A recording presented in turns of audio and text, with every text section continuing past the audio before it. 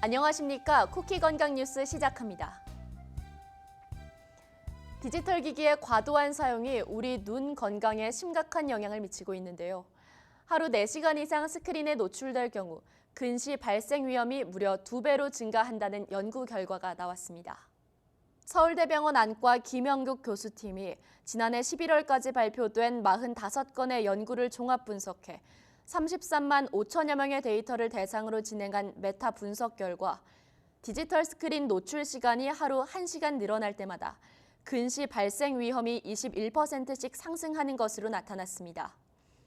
연구에서는 스마트폰, 태블릿, 컴퓨터, TV, 게임 콘솔 등 다양한 기기를 대상으로 분석했으며 특히 하루 4시간 이상 스크린을 사용할 경우 근시 발생 위험이 약 2배로 증가하는 것으로 확인됐습니다. 한편 하루 1시간 미만의 노출은 근시 발생과의 연관성이 미미해 안전 범위로 추정되고 있습니다. 또한 연구팀은 일부 2세 어린이들이 하루 최대 2시간씩 스크린에 노출되고 있다고 밝히며 나이가 어릴수록 디지털 스크린 사용에 따른 근시 위험이 더욱 높다고 지적했습니다. 이 같은 연구 결과는 우리 아이들의 눈 건강을 위해 디지털 스크린 사용 시간을 적절히 관리할 필요성을 다시 한번 강조하고 있습니다. 중국 연구진이 신종 박쥐의 코로나 바이러스를 발견했다고 발표한 가운데 질병관리청은 인간 감염 가능성은 낮다고 평가했습니다. 중국과학원 우한바이러스 연구소 연구진이 지난 18일 생면권위지 셀에 발표한 논문에서 신종 박쥐의 코로나 바이러스가 확인됐다고 밝혔습니다. 이에 질병관리청 김은진 신종병원체 분석과장은 브리핑을 통해 해당 연구가 실험실 세포 분석에 기반해 있어 인간 감염에 대한 충분한 정황이 없다고 전했습니다. 질병청은 인수 공통감염 사례가 확대되는 가운데 연구는 지속해야 한다면서도 인간 감염 전파 위험을 과장해서 해석하는 것은 바람직하지 않다고 강조했습니다. 연구에 따르면 신종 바이러스의 인체 수용체 결합력은 메르스나 코로나19보다 약해 당장 인간에 감염된 가능성은 낮은 것으로 분석됐습니다. 한국보건사회연구원이 지난해 4월에서 5월 죽음에 대한 인식 등을 조사한 결과 조력 존엄사 합법화에 82%가 찬성한 것으로 나타났습니다. 조사 대상인 성인 남녀 1,021명 중 82%가 극심한 고통을 겪는 말기 환자를 위한 조력 존엄사 합법화에 찬성한 것으로 확인됐는데요. 찬성 응답자 중 41.2%는 무의미한 치료를 계속하는 것이 불필요하다는 의견을, 27.3%는 자기 죽음을 결정할 권리가 있다는 이유를 들었습니다. 또한 10명 중 9명은 말기 환자가 될 경우 연명 의료 중단 의향이 있다고 답해 회복 가능성이 없는 삶에 대한 부담감과 가족에 대한 고려가 반영된 것으로 보입니다. 조사에서는 통증을 느끼지 않는 죽음이 좋은 죽음의 가장 중요한 요소로 꼽혔으며 이 결과가 앞으로의 의료 정책과 윤리 논의에 영향을 미칠 전망입니다. 스킨 로션 등 기초 화장을 넘어 립스틱, 아이섀도우, 파운데이션, 메이크업 베이스 등 색조 화장품을 고르는 손길이 점차 어려지고 있습니다. 색조 화장을 하는 중고생이 4명 중 1명에 이른다는 조사 결과가 나왔는데요. 식품의약품안전처가 올바른 사용법과 주의사항을 안내했습니다. 식약처가 지난해 5월에서 11월 초중고 학생 13,952명의 화장품 사용 현황을 조사한 결과 초등학생과 중고등학생의 색조 화장품 사용 비율은 각각 11%, 26%로 집계됐습니다. 이들은 색조 화장을 시작하는 시기로 초5에서 중1 사이를 가장 많이 꼽았고 화장품 사용 정보를 얻는 경로로는 가족, 친구 등 주변 사람들이 가장 많았습니다. 식약처는 청소년기에는 피지 분비가 활발해져 여드름이 생기기 쉽고 모공이 잘 막히는 만큼 색조 화장을 피하는 것이 좋다고 조언했는데요. 색조 화장을 했다면 세안을 꼼꼼히 하고 화장품을 친구와 공유하는 것은 변패나 오염 위험이 있어 삼가야 합니다. 특히 해외 직구 화장품은 납, 니켈 등 중금속이 국내 기준을 초과한 사례가 있어 구매 시 주의가 필요한데요. 제품을 사기 전 라벨 표시 성분을 잘 읽어보고 소량의 샘플을 귀 밑 등에 먼저 테스트해보는 게 좋습니다. 콘택트 렌즈를 착용한 상태로 수영 강습을 하던 50대 여성이 실명에 이르렀다고 합니다. 렌즈를 착용한 채 물놀이는 삼가야 한다는 경고가 잇따릅니다. 영국 데일리 메일에 따르면 53세 수영 강사 모린 크로닌 씨는 지난해 6월 수영장에서 강습을 하던 중 눈에 극심한 통증을 느꼈습니다. 이후 증상이 계속돼 병원을 여러 차례 찾았지만 한 달이 지난 후에야 가시아메바 각막염 판정을 받았는데요. 현재 크로닌 씨의 오른쪽 눈은 완전히 실명된 상태이며 각막 이식을 기다리고 있습니다. 통증, 출혈, 심할 경우 실명에 이를 수 있는 가시아메바 각막염은 물속 기생충이 각막에 감염되는 질환으로 콘택트 렌즈 착용 시 각막 상피에 미세한 손상이 일어나기 쉬운데 이때 수영이나 샤워를 하게 되면 감염 위험이 커지는데요. 가시아메바 각막염 환자의 85%가 콘택트 렌즈 착용자였다는 연구도 있었습니다. 전문가들은 콘택트 렌즈를 착용한 채 물놀이를 하기보다 도수가 있는 수경이나 안경을 착용할 것과 꼭 렌즈를 껴야 한다면 물에서 나오는 즉시 렌즈를 빼는 게 좋다고 조언했습니다.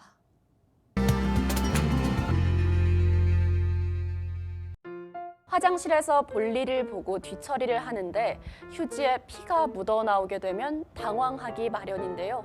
특히 약간의 출혈을 넘어서 항문 밖으로 살 같은 것까지 빠져나오게 되면 걱정은 더욱 커집니다.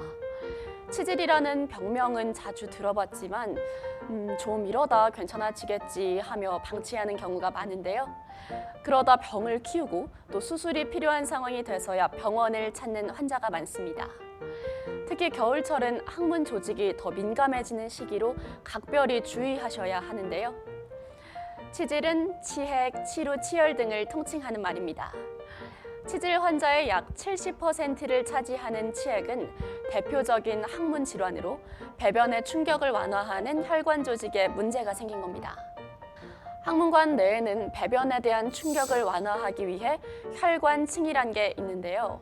혈관들이 그물망처럼 얼기설기 뭉쳐있는 모습으로 쿠션 역할을 하면 된다고 봅니다. 반복되는 배변과 힘을 줘서 변을 보는 습관은 복압을 높이고요. 항문관의 정맥층에 다량의 혈액이 고이게 만듭니다. 이런 상태에서 대변 덩어리가 직장에서 항문 쪽으로 밀고 내려가게 되면서 정맥층이 아래로 밀리게 되는데 치핵은 이런 과정에서 발생하게 됩니다. 치핵은 내치핵과 외치핵으로 나뉘는데요.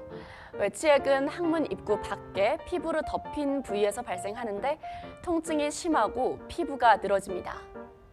내치핵은 가끔 출혈이 동반되는 일두치핵, 항문 입구로 치핵이 내려왔다가 배변을 중단하면 저절로 원래 위치로 돌아가는 이도치핵, 쉽게 항문 입구로 빠져나오며 안으로 밀어 넣어야 다시 들어가는 삼도치핵, 그리고 밀어 넣어도 들어가지 않는 사도치핵이 있습니다. 치열은 딱딱한 변을 내보낼 때 항문 입구가 찢어지면서 발생하게 되는데요. 배변 시에 날카롭고 찌르는 것 같은 통증이 나타나며 만성적으로 발전할 수도 있습니다. 배변 후에 밝은 선홍색의 피가 휴지나 변에 묻어납니다. 치핵과 같은 치질 환자는 특히 겨울에 급증하는데요. 건강보험 심사평가원 통계에 따르면 2023년 기준 치질 환자는 가을에서 겨울로 넘어가는 10월에서 12월에 급증했고요. 1월에서 3월에 가장 많은 환자 수를 유지했습니다.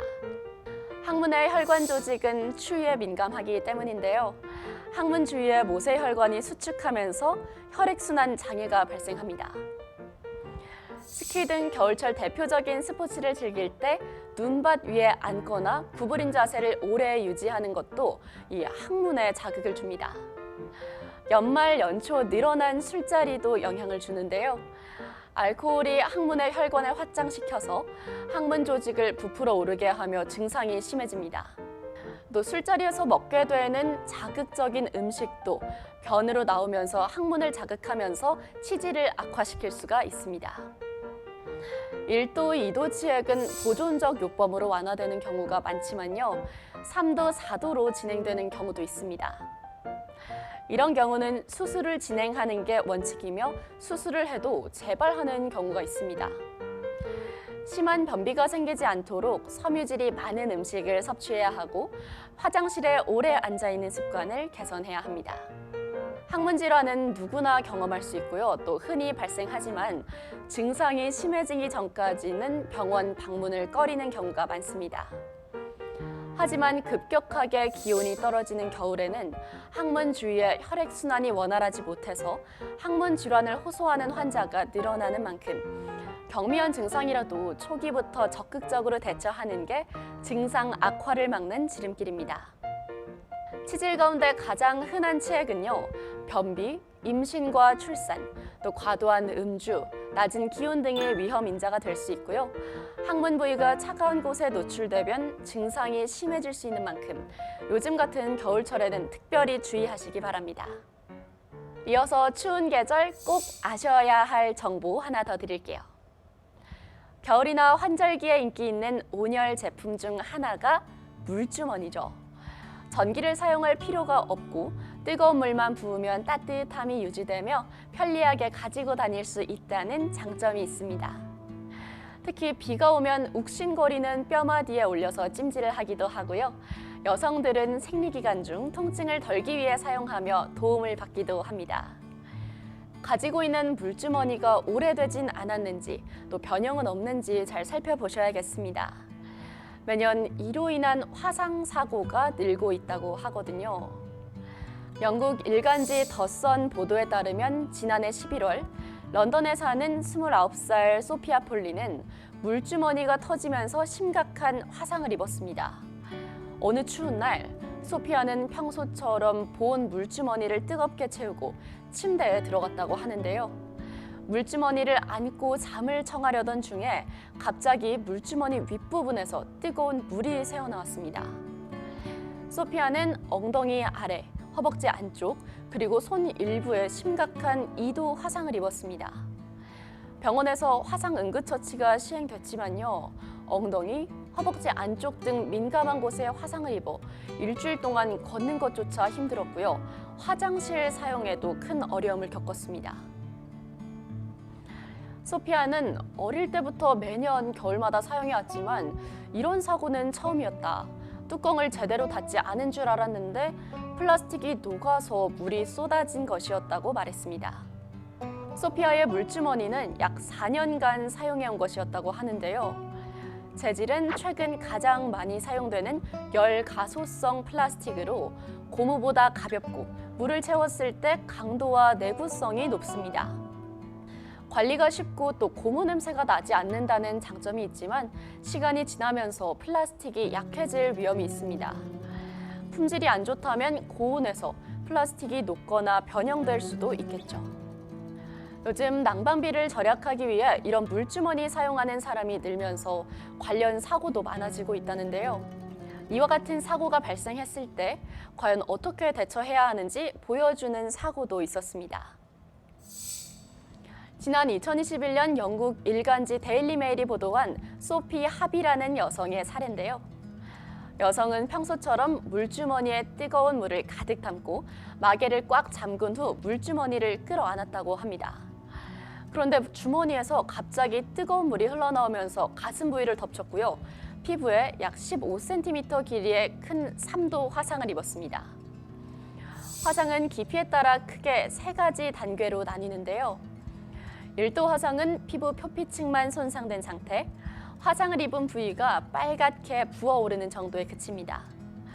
2도 화상은 조직 깊숙이 손상돼 물집이 잡힌 상태로 이때 제대로 치료받으면 다시 살이 자라나며 치료되지만요. 방치하거나 화상의 정도가 심하면 감염을 동반한 3도 화상으로 발전하는데요. 3도 화상은 치료 후에도 심한 흉터를 남깁니다. 만약 소피 하비가 사고 직후 화상 치료를 받았다면 3도까지 이어지지 않았을지도 모르지만 소피는 일주일간 별다른 치료 없이 상처를 방치했고 감염으로 이어지고 말았습니다. 상처가 너무 심각해 피부 이식을 고려해야 하는 상황이었다는데요. 만약 화상을 입었다면 단순히 집에 있는 바셀린이나 연고 등으로 처치하려 하지 말고 병원을 방문해서 정확한 상태를 진단받은 후에 치료하는 게 좋습니다. 또 사고를 방지하기 위해서 온열 물주머니를 안전한 제품으로 골라 올바른 방법으로 사용해야 하는데요. 너무 저렴한 제품은 견고하지 않을 수 있으니까 주의하시고요. 매일 사용한다면 3개월에 한 번은 새 제품으로 교체하는 것이 바람직하다고 합니다. 또 뜨거운 물을 사용하더라도 방금 끓인 물은 안 됩니다. 약간 식힌 후에 담아주세요.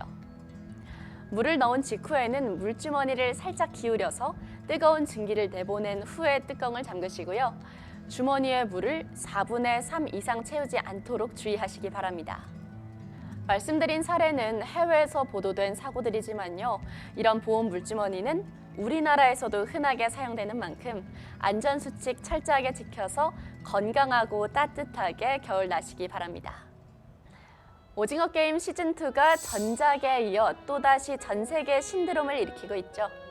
시즌2 공개 직후 넷플릭스 전 세계 TV쇼 부문에서 1위를 기록한 데 이어 제82회 골든글로브 TV 시리즈 작품상 후보에도 이름을 올리며 작품성 또한 입증을 받았는데요.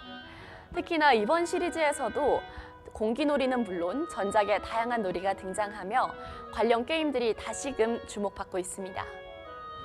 다만 최후의 1인이 가려질 때까지 치열하게 게임이 진행돼 각 게임별 건강을 위협하는 요소들이 속속 눈에 띄는데요.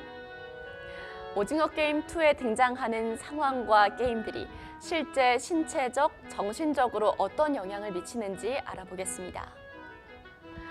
먼저 세계인의 놀이가 된 공기놀이, 손목 건강에 괜찮을까요? 오징어 게임 시즌2에서는 공기놀이, 팽이 돌리기, 또 비석치기 등 다양한 놀이가 새롭게 등장합니다. 그 중에서도 공기놀이는 유난히 뜨거운 관심을 받고 있는데요. 일부 SNS에서는 공기 챌린지가 확산되면서 국적 불문, 공기 도전이 이어지고 있습니다. 또 3D 프린터로 직접 공기를 제작해 즐기는 이들도 생겼는데요. 그러나 간단해 보이는 공기놀이도 무리하게 연습할 경우 손목에 부담을 줄 수 있어 주의가 필요합니다. 바닥에 흩뿌린 공기를 빠르게 집어올리고 위로 던지는 동작은 손목의 회전 빈도를 높여 손목이 삐끗하는 염좌로 이어질 가능성이 있습니다. 특히 공기놀이가 익숙지 않은 외국인이나 젊은 세대가 처음부터 속도를 올리기 위해 무리한 연습을 강행한다면 손목 염좌 발생 위험이 커질 수 있습니다. 손목 염좌는 손목 인대에 과도한 힘이 가해질 때 주로 발생하며 부기와 통증이 동반됩니다.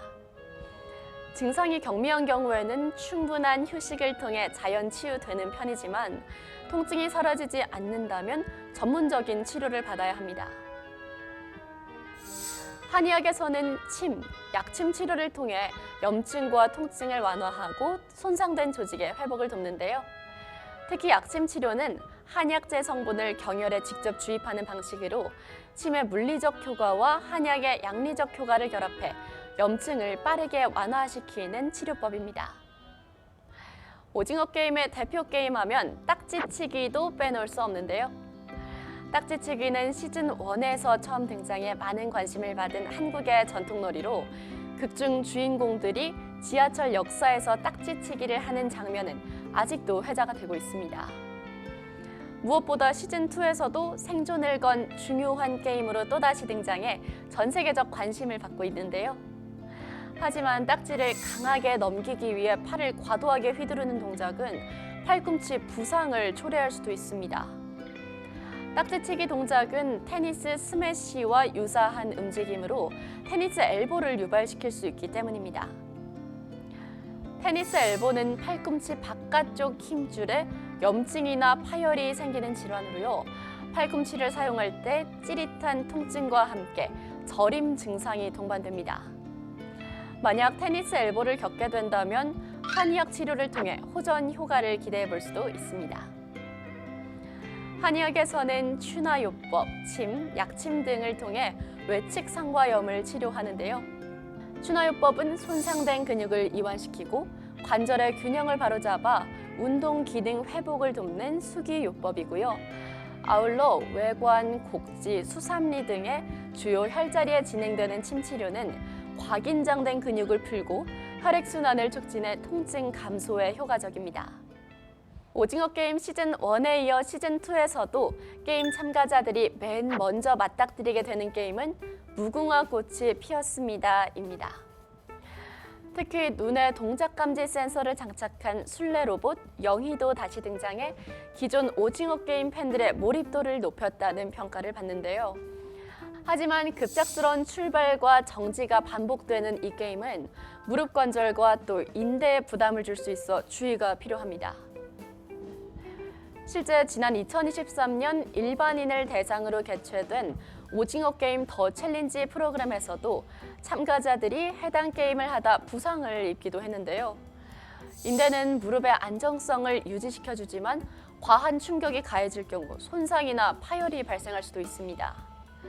특히 급출발, 급회전, 급정지 등의 동작은 슬개골 인대와 전후방 십자인대 등 주요 무릎 인대에 손상을 줄 가능성이 높습니다. 이런 손상은 무릎 통증, 관절 불안정성 등을 유발해 일상생활에 지장을 주고 퇴행성 관절염을 앞당길 수 있습니다.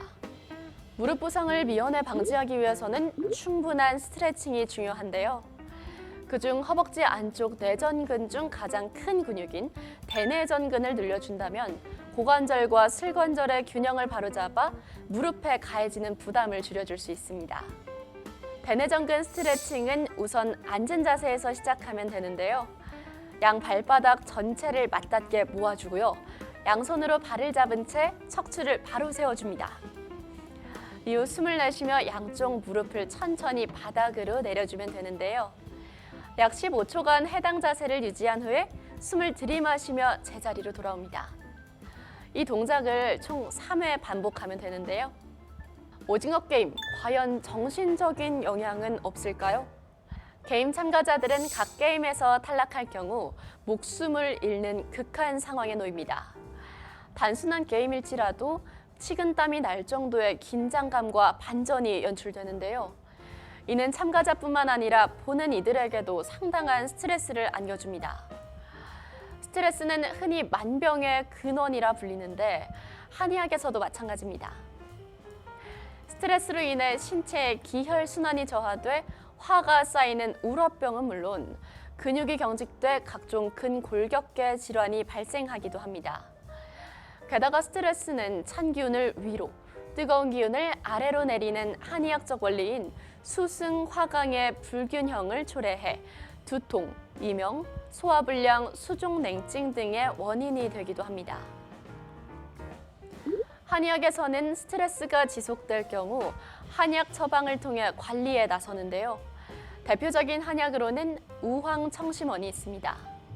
우황청심원은 긴장과 불안을 낮추는 효과는 물론 스트레스 호르몬 분비를 낮춰준다는 연구 결과도 있습니다. 또 공진단의 육미지황탕 처방을 가미한 육공단 역시 스트레스를 낮추는 데 도움을 주고요. 여기에 혈액순환을 돕는 침 치료를 병행한다면 긴장 완화 효과를 더욱 높일 수 있습니다. 어릴 적 즐기던 한국 놀이를 전 세계인들이 함께 공감하며 경험하는 현상, 정말 흥미로운데요. 극중 등장한 놀이들을 실제로 즐기실 때 앞서 말씀드린 건강 조언들이 도움이 됐으면 좋겠습니다. 이상 건강톡톡이었습니다.